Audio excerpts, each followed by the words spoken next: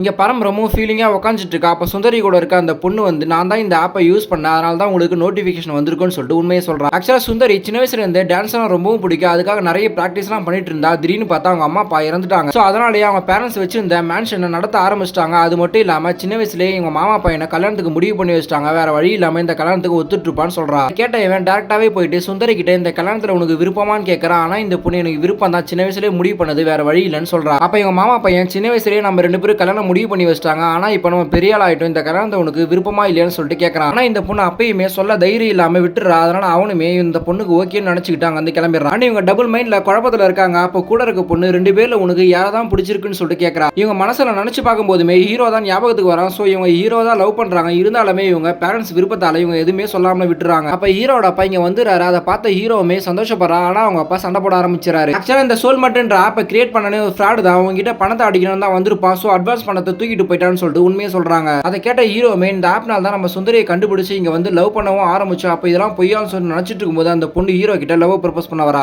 But அதுக்குள்ளே இந்த ஆப்னால தான் நான் வந்தேன், உன்னை பார்த்தேன்னு சொல்லிட்டு எல்லா உண்மையும் உளறிடுறா. அதை கேட்ட இந்த பொண்ணுமே கோவத்துல அங்க வந்து கிளம்பிடுறா. சோ இந்த ஊரை விட்டு கிளம்பிலான்னு அவங்க அப்பா கூட்டிட்டு கிளம்புறா. அப்பன்னு பார்த்து இந்த ஊர்ல ஓணம் காம்படிஷன் ஒன்று நடந்திருக்கும். சோ ஹீரோ வந்து கூப்பிடுறாங்க. ஹீரோ வேற வழி இல்லாம இங்கேயே தங்கிடுறான். பட் ஹீரோ இப்ப சுந்தரியை ஒவ்வொரு தடவையும் பார்க்கும் போதெல்லாம் அந்த ஆப்னால நம்ம லவ் பண்ண, நம்ம உண்மையாவே சுந்தரியை லவ் பண்ற விஷயமே ஹீரோக்கு இப்பதான் புரிய வருது. இருந்தாலுமே ரேஸ்லாம் முடிஞ்சு அவங்க அப்பா கூட ஏர்போர்ட் போறான். அப்பதான் அவங்க அப்பா நீ இந்த ஆப் மூலியமா அந்த பொண்ணை லவ் பண்ணல, நீ உண்மையாவே அந்த பொண்ணை லவ் பண்ண ஆரம்பிச்சிட்ட, ஒரு ஆப் மூலியமா ஒருத்தவங்களை புரிஞ்சுக்க முடியாது, அதனால லவ்வும் வராது, சோ நீ அந்த பொண்ணை லவ் பண்ற போய் சொல்லுன்னு சொல்லிட்டு அனுப்பி விடுறாரு. இப்ப சுந்தரி கிட்ட இவன் லவ் பண்ற விஷயத்த சொல்லிடுறான். அந்த பொண்ணுமே லவ் சொல்ல வரா. அப்பன்னு பார்த்து இந்த ஊர்க்காரங்களாம் பார்த்துட்டு துரத்த ஆரம்பிச்சிடுறாங்க. அப்ப இந்த பொண்ணோட மாமா பையன் வந்து உனக்கே தெரியாம நீ பரம லவ் பண்ண ஆரம்பிச்சிட்ட, சோ உனக்கு அவன் தான் கரெக்டா இருப்பான்னு சொல்லிட்டு அனுப்பி விட்டுறான். அப்ப ஊர்க்காரங்க கிட்ட தப்பிக்க ஹீரோ தண்ணியில குதிச்சிடறான். பார்த்தா சுந்தரி தோணி கொண்டு வந்து இவனை காப்பாத்திடுறாங்க. 2 பேருமே ஒன்னா சேர்ந்துடுறாங்க.